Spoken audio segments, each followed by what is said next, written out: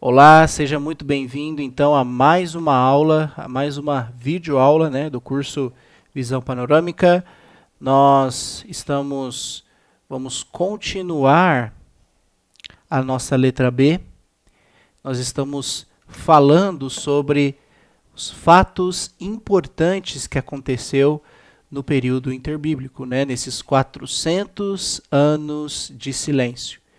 A gente já viu 8 fatos importantíssimos que aconteceu aí, né, na história, né, durante esse período. Então, espero que você esteja entendendo e que algumas coisas estejam ficando mais claras em sua mente, porque quando você vai para o Novo Testamento, você vai entendendo por que existem sinagogas, por que a língua oficial é grega, sendo que Roma é quem está dominando o mundo e não é o latim, que é a língua oficial. Então, nessa última aula, nós falamos um pouco destas coisas importantes, tá bom? Se você não entendeu, então pode mandar suas dúvidas, tá? Porque a gente vai conversando para que eu possa esclarecer essas dúvidas para você. E nós também falamos sobre também o surgimento das sinagogas. Na última videoaula, nós falamos também sobre a reforma do templo, né, que Herodes fez. Falamos também que nesse período surgiu também a primeira tradução da Bíblia, que foi a Septuaginta, que foi a tradução do hebraico para a língua grega. Nós também falamos sobre o fortalecimento da religião judaica, que começou a surgir várias tradições, né, em cima da lei, tradições nas quais Jesus vai combater, né, na sua mensagem, várias vezes que ele vai ter esse momento aí com os fariseus e saduceus e vai falar um pouco a respeito então da lei, né, e dessas tradições que eles seguiam. Bom, vamos então para o número 9, o nono ponto, sobre um fato bastante importante que aconteceu nesse período, né, do silêncio. Nesse período também vai surgir o que nós chamamos de livros apócrifos. O que é esses livros apócrifos? Então vamos lá. A definição, então você pode preencher aí na sua apostila, só a parte vermelha, é livros apócrifos. Então a definição de apócrifos é oculto, escondido ou longe. Então é uma palavrinha grega chamada apócrifos, que significa oculto, escondido ou longe. É daí a ideia de serem livros duvidosos. Então, a gente tem 7 livros: Tobias, Judite, 1º Macabeu, 2º Macabeus, Sabedoria, Eclesiástico e Baruque. Também há adições, então tem adições aos livros bíblicos de Esther e Daniel. Podemos resumir as razões para se rejeitar os apócrifos da seguinte forma. Então, extraído do livro Sempre Me Perguntam. Então, eu vou resumir aqui nos próximos slides as razões para se rejeitar esses apócrifos, tá? Só para você entender, o único lugar que você vai encontrar esses livros apócrifos é nas Bíblias católicas. Então, nas Bíblias católicas, você vai ver esses livros lá registrados. Mas existem razões pelas quais nós rejeitamos os apócrifos, né? Então, vamos ver algumas razões para se rejeitar esses livros, tá bom? Você vai ter todos esses livros aí na sua apostila. Você vai ter, na verdade, todos esses pontos, tá? Desculpa, todos esses pontos que eu vou falar aqui está nas suas apostilas. Bom, letra A. Nunca foram incluídos na Bíblia hebraica dos judeus, e aos judeus foram confiados os oráculos de Deus. Então, aos judeus foram confiados aqueles escritos que nós chamamos de inspirados, aqueles que foram justamente Deus, né, dizendo que ele chamou o profeta para que ele pudesse levar essa mensagem para o povo. esses outros livros, eles não vai ter essas citações. E Deus chamou fulano para que ele levasse a mensagem até a nação, né? Então, e esses livros, né, historicamente, eles nunca foram incluídos na Bíblia hebraica. Então, na Bíblia hebraica, aquela que foi traduzida para o grego, como a gente já viu na aula passada, não tem esses acréscimos, esses livros apócrifos. Letra B. Essas obras nunca foram aceitas pelos escritores judeus do primeiro século, tais como Joséfo, Filo, Orígenes, sem contar os rabinos e muitos cristãos eminentes não aceitavam tais obras. Então, esses homens são judeus, alguns são teólogos, outros são historiadores, escritores do primeiro século, que viveram aí a partir do ano 100. E em seus livros, né, esses homens, esses escritores judeus, em seus escritos, eles não aceitam essas obras como inspiradas por Deus, né? Lembra, inspirado que foi uma mensagem dada por Deus, tá? Então, eles não acreditam nessa aceitação. Letra C. Esses livros não têm qualidade própria daqueles inspirados por Deus. Além de erros de história, contém contradições com os livros inspirados. Então, alguns desses livros, né, isso na verdade a gente pode até fazer um estudo um próximo tempo, porque agora não vai dar tempo, mas alguns desses livros, eles contradizem outros que já estão registrados aí nas suas mãos. Então, desses 39 livros do Velho Testamento, alguns livros apócrifos, eles contradizem esses livros, e também eles não têm qualidade própria de inspirados. Lembra, para o livro ser inspirado, ele precisa, na verdade, ser aceito pela comunidade judaica, e também ele precisa ser aqueles livros na qual Deus ele levanta homens. Então, os profetas. Então, Deus levantou Daniel, né, ou outro profeta. Deus levantou Isaías, Ezequias, Jeremias, para que eles pudessem escrever, né? E lá fala, assim diz o Senhor. Então, em nenhum desses livros você vai ver essas frases, né? Assim diz o Senhor. Ou seja, que a mensagem veio diretamente do próprio Deus. Então, nesses escritos você não vai encontrar isso, tá bom? Entendem? Então, por isso que motivos pelos quais eles não são aceitos como obras inspiradas e não está na Bíblia que nós usamos. E eles têm bastante contradições, né? Contradições relacionadas também eles contradizem os outros livros inspirados, tá? Então depois a gente vê com calma alguns desses pontos. Letra D. Jesus e os apóstolos nunca citaram como escritura inspirada. O próprio Jesus, ele vai dar na Bíblia, né, no Novo Testamento, ele vai falar também um pouco sobre alguns livros, né? Os apóstolos também vão citar alguns livros do Velho Testamento, e os livros apócrifos não são citados no Novo Testamento. Os livros apócrifos não são mencionados por Jesus e muito menos pelos apóstolos, sendo que muitos profetas, muitos nomes importantes do Velho Testamento são citados no Novo Testamento, né? Então, vários nomes aí do Velho Testamento, histórias, fatos, são citados por Jesus e os apóstolos, conforme você lê. Até o próprio apóstolo Paulo também cita várias coisas, né, do Velho Testamento, enfim. Letra E. Os apócrifos mentem e exageram. Não são como livros inspirados, são de homem para homem. Então são livros que trazem muitas contradições, são livros que falam... tem alguns que vão trazer algumas doutrinas que são fora daquelas que Deus aprova, principalmente quando ele deu a lei, né? Então existem vários fatos pelos quais não são aceitos esses livros, tá?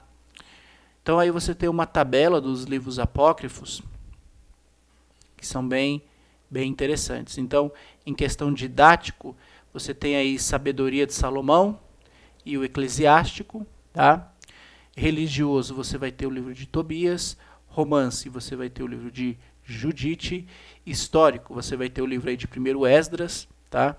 Que é um outro compilado de Esdras com mais outras informações. E você vai ter os livros históricos de 1º e 2º Macabeus. O livro de Macabeus ele é usado por muitos historiadores por ser um livro histórico, porque ele vai falar um pouco sobre a ascensão do Império Grego, né? Então, se você quiser ler o livro de Macabeus, é um livro histórico, né? Não é inspirado por Deus, mas como histórico ele é bastante usado justamente por se falar a respeito do Império Grego, né? Da ascensão do Império Grego, e falar um pouco sobre um pouco de Alexandre o Grande, né? Ele vai contar a história aí da revolta dos Macabeus, né? Um grupo aí que meio que estava tentando ter a sua liberdade. Então, uma história bastante interessante, né? O livro de Macabeus eu aconselho você a ler em quesito histórico, né? Para a história, para você entender um pouco mais de história nesse período. Livros proféticos, vai ter uma parte do livro de Baruque, né? Você vai ter a Epístola de Jeremias, né? Uma outra carta de Jeremias. Você vai ter aí 2ª Esdras, tá? São alguns compilados, né, de Esdras, alguns trechos a mais que não são considerados inspirados, né? Por isso não estão na Bíblia que nós usamos. E também tem os livros que são de classificação de gênero lendário, né? Que são coisas muito que eles colocam muito fora da realidade, né? Por isso não foram colocados, né? não foram colocados pelo fato de não serem considerados inspirados por Deus. Então tem as adições ao livro de Esther, você vai ter a oração de Azarias, você vai ter aí um trecho de Susana, você vai ter também aí a história do Bel e do Dragão, né? Que é uma compilação aí do livro de Daniel. E também vai ter a oração de Manassés. Então você vai ter aí algumas coisas aí que são citadas aí nos livros apócrifos. E alguém pode fazer uma pergunta: por que somente nas Bíblias católicas, você vai encontrar esses livros? Bom, não estou aqui para causar polêmica nem discussão sobre o assunto, mas se quiser conversar sobre esse assunto depois com mais calma, a gente pode conversar. Esses livros estão registrados, na verdade estão nos livros católicos, nas Bíblias católicas, tem todos esses livros apócrifos, porque muitos deles, né, não todos, mas grande parte desses livros, eles têm doutrinas que aprovam, eles têm trechos que aprovam doutrinas católicas, né? O exemplo dessas doutrinas, uma delas é acender vela para morto. Então, você não encontra em nenhum lugar da lei ou da Bíblia aonde você tem que acender vela para morto, né? Então, se você já foi em velórios, principalmente em velórios que é majoritariamente católico, então a maioria dos velórios são católicos de certa forma, você vai ver um monte de vela acesa. Então, de onde vem essa questão de acender vela? Né? Só para você, uma forma resumida, essa ideia de acender vela para morto é uma cultura que veio dos gregos, tá? Que foi introduzido, lembra do período helenístico, que a cultura, né, a religião, todo aquele processo helenístico dos gregos foram infiltrados em toda a sociedade no mundo antigo, e isso entrou aí, né, nesse período. Se eu não me engano, eu acho que eu acabei lendo, não lembro se é, acho que é no livro de Tobias, tá, essa informação do fato de acender vela para morto. E acender vela para morto, né? Então é uma tradição grega, então hoje meio que é uma doutrina ou meio que é uma regra, né, no meio católico você acender vela, não só para morto, mas acender vela, né, você vai nas missas, enfim, tem, não sei se é em todas, né? Quando as que eu fui assistir algumas missas tem várias velas acesas. Então essa ideia de acender vela não é uma ideia que eu entendo bíblica. É uma ideia que veio, né, a partir de uma tradição, de uma cultura grega. Então, não vejo necessidade de vela. Mas, enfim, só para você entender de forma clara e objetiva que o fato desses apócrifos, esses livros estarem nas Bíblias católicas é para aprovar, de certa forma, ou para confirmar muitas doutrinas católicas, né? E uma dessas doutrinas, tá? Também é uma outra doutrina muito importante, nós vamos estudar isso no Novo Testamento, que é o batismo de crianças, tá? Mas, né, a gente fala isso depois, sobre o batismo de crianças, a gente vai falar mais lá na frente, no período cristão, mas só para você entender por que que a gente não tem, na verdade, esses livros na nossa Bíblia comum, e por que que na Bíblia católica você vai achar todos esses livros aí, né? O livro de Tobias, Judite, 1º e 2º Macabeus, Sabedoria, Eclesiástico e Baruque, tá? Mas só para você ter uma noção aí do que nós estamos falando, tá? Qualquer dúvida, comentário que você tiver, tá? Lembrando que isso é um pouco das coisas que eu tenho estudado, você pode não concordar com muita coisa que eu estou falando, tá?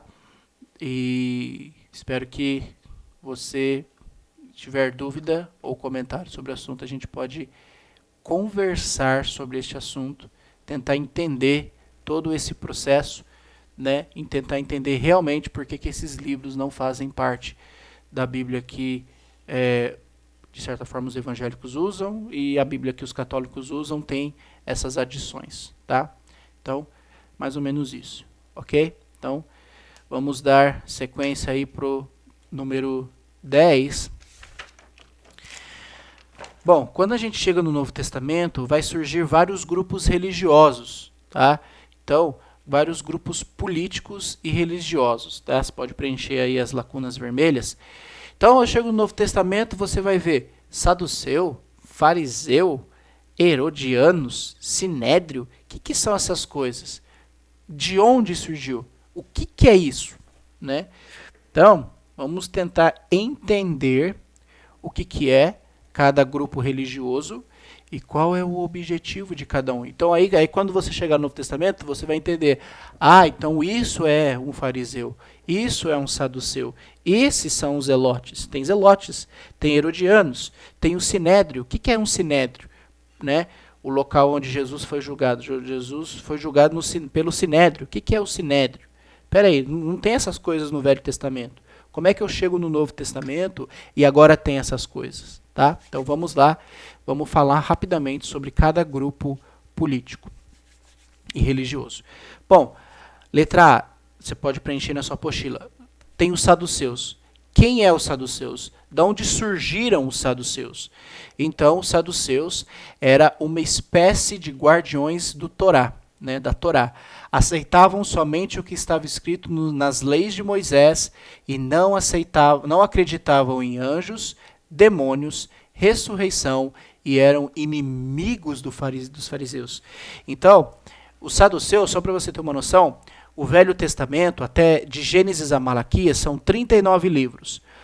Os saduceus, eles acreditavam somente nos 5 primeiros livros: Gênesis, Êxodo, Levítico, né? Número, Levítico e Deuteronômio, tá? Não sei se eu falei na ordem certa, mas enfim, eles só acreditavam nos 5 primeiros livros, que era chamada de Torá, ou livros da lei, né? Então eles acreditavam somente nesses livros, né? Eles não acreditavam, né, de Josué para frente, até o final. Então eles pregavam e acreditavam somente nesses livros. Então eles não acreditavam em anjos, demônios, eles não acreditavam em ressurreição, e eles tinham um grupo que eles eram inimigos, que eram os próprios fariseus. Então esses são os saduceus, tá? E também tem os fariseus. Quem são os fariseus? Os fariseus, eles eram especialistas na lei de Moisés. Eles eram fanáticos e brigavam para que a lei fosse cumprida. Eles achavam que Jesus era um impostor, falso Messias, como outros que já tinham surgido. Então, por conveniência, eles se aliam aos saduceus para matar Jesus. Então, eles não acreditavam somente nos 5 primeiros livros, mas eles acreditavam nos 39 livros, eles pregavam os 39 livros, tá? Eles liam os 39 livros, eles estudavam os 39 livros, e diferente dos saduceus, eles acreditavam em ressurreição, eles acreditavam em anjos, eles acreditavam em anjos, demônios, ressurreição, e eles eram inimigos dos saduceus. Entretanto, porém, todavia, o único momento em que os saduceus se aliam aos fariseus é para bolar uma forma de tentar matar Jesus. Então, o único momento que você vai ver esses dois grupos se aliando é o momento em que eles querem tramar contra a vida de Jesus. Ok? Tirando este fato, eles eram inimigos políticos e religiosos. Tá bom? Então, esse é o único momento em que eles se juntam para tentar matar Jesus. Tá bom? Vamos falar um pouco sobre os zelotes. Também surge um grupo chamado de zelotes. Pode preencher aí na sua apostila. Então, nessa época, houve muitas revoltas dos judeus tentando se libertar à custa de derramamento de sangue e o uso da força e espada. Por isso, nessa época, os zelotes são um grupo de judeus revolucionários que lutavam contra os romanos. Os zelotes, eles eram meio que os terroristas da época, tá? Eles levavam a parte da lei, da religião muito a sério, no sentido de que eles queriam se libertar da opressão romana. Roma era o império que governava todo mundo. E eles queriam se libertar. E como eles iriam se libertar? Indo para a porrada, pegando em espada, indo para a força, derramamento de sangue. Então eles eram um grupo de judeus revolucionários. Queriam se libertar da opressão do Império Romano. Então, eles são os zelotes, tá? Tudo bem? Bom, o próximo grupo que nós vamos encontrar no Novo Testamento, né? Que no Velho Testamento não é falado, mas no Novo agora tem, é os herodianos. Quem são os herodianos? Pode preencher aí na sua apostila. Então, os herodianos, então vamos lá. Herodes e sua família exerceram grande influência na Palestina durante o tempo de Cristo e da igreja fundada por ele. Com eles surgiram os herodianos, um grupo político que aceitava os judeus de várias seitas religiosas e apoiavam a dinastia de Herodes no poder. Para manter o poder e o trono, traições e assassinatos marcaram essa família. Então, os herodianos era aquele grupo que apoiava a família de Herodes no poder. Apoiava, né, porque Herodes tem vários, você vai ver lendo o Novo Testamento, você vai ver que tem vários Herodes na história. Então, Herodes é como se fosse o título, e são vários Herodes que vão surgindo. No nascimento de Jesus tinha um Herodes. Lá em Atos 2 já era outro Herodes, né? Lá no final de Atos, quando Paulo está sendo julgado, já é outro Herodes, mas são todos da mesma família. Então são uma família de pessoas que foram colocadas para serem rei em Jerusalém. Eles foram colocados, não que eles estão da descendência, né, de Davi. Então eles são reis, os Herodes são reis, grupo de reis, né, que vão governar sobre Jerusalém. Né, a gente já falou que houve uma reforma no templo através de Herodes, tá? Começou aí com Herodes o Grande, que foi o primeiro Herodes que começou essa reforma. E essa família aí, você vai lendo a história, tem várias conspirações, mortes, assassinatos, traições. Então essa família aí está sempre envolvida em muitos escândalos, digamos assim, né? Então você vai ter uma série de Herodes, né, que assumem o trono, né, que são reis sobre Jerusalém aí na época de Jesus, tá bom? Então os herodianos nada mais é do que um grupo político que aceita a família de Herodes no poder, né? Eles aceitam, eles apoiam a família de Herodes permaneça no poder, tá bom? Então vamos lá, vamos para a letra E. A letra E, quando a gente chega no Novo Testamento, surge o Sinédrio. O que é Sinédrio? De onde apareceu o Sinédrio? Né? Apareceu junto, né, com as sinagogas. Com o surgimento das sinagogas, com o passar do tempo, aí começou a ter e a surgir meio que o Sinédrio. Então o Sinédrio era uma espécie de Supremo Tribunal Judaico, né? Tribunal aí dos judeus. Eles podiam decretar a pena de morte, mas somente com o aval do procurador romano. Por isso Jesus foi levado ao Sinédrio e depois a Pilatos para ser julgado. Eles podiam decretar a morte, mas eles só podiam fazer isso se os romanos aprovassem. Então eles aprovaram, decretaram morte a Jesus, por isso eles tiveram que levar Jesus até Pilatos, para que ele pudesse dar o aval para que os judeus pudessem matar Jesus. Ok? Então o Sinédrio aí é somente um grupo de judeus do alto escalão. Alguns acreditam, não sei se eu vou falar o número certo ou errado, não sei se é esse número, até me fugiu da cabeça, se é 70 homens que fazem parte do Sinédrio, acho que não sei se é esse número ao certo, mas é um grupo de judeus, né? Não sei como era a forma, não cheguei a estudar de como era a forma para se entrar no Sinédrio, mas a gente tem exemplos aí. Caifás era do Sinédrio, muitos acreditam também que Nicodemos também fazia parte do Sinédrio, talvez José de Arimateia também fazia parte do Sinédrio. Então homens, né, que eram conhecidos entre os judeus, eram figuras importantes para a nação judaica, faziam parte do Sinédrio, tá bom? Então o Sinédrio aí, Supremo Tribunal, como se fosse uma espécie de Supremo Tribunal dos judeus, e aonde eles tinham aí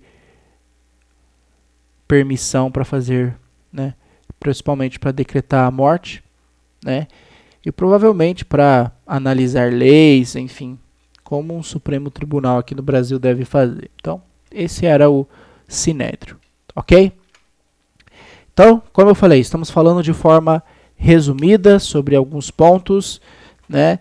Talvez numa próxima oportunidade a gente acabe estudando mais aprofundado sobre cada tema que nós estamos vendo, mas espero que você esteja entendendo, entendendo os principais fatos que estão acontecendo, né, nesse período de silêncio, né, e que isso possa estar trazendo, né, uma clareza para a sua mente quando você for ler tanto o Velho como o Novo Testamento, tá bom? Então, fique com Deus, obrigado por assistir mais essa aula, e a gente volta na próxima aula para dar continuidade a mais uma parte, porque ainda não acabamos. A gente vai falar sobre mais um fato bastante importante que aconteceu aí nesse período, né, interbíblico, né, que vai ter bastante relevância, né, aí no Novo Testamento, tá bom? Então, se você ainda não leu o texto de Daniel, capítulo 2, do 1 ao 45, leia. Se você já leu, convido a ler de novo, porque a próxima aula a gente vai falar agora, chegamos no ponto onde nós vamos falar sobre esta profecia que aconteceu em Daniel, capítulo 2, do versículo 1 ao 45, tá bom? Se você não leu, leia novamente. Se você não leu, leia. Se você já leu, leia novamente, para que você possa, para que o texto fique mais claro na sua mente, para quando nós formos na próxima aula, próximo vídeo, comentar a respeito dessa profecia, tá bom? E entender por que essa profecia vai ter grande importância e relevância agora no Novo Testamento, no período cristão que nós vamos estudar, ok? Então, fique com Deus e até a próxima aula.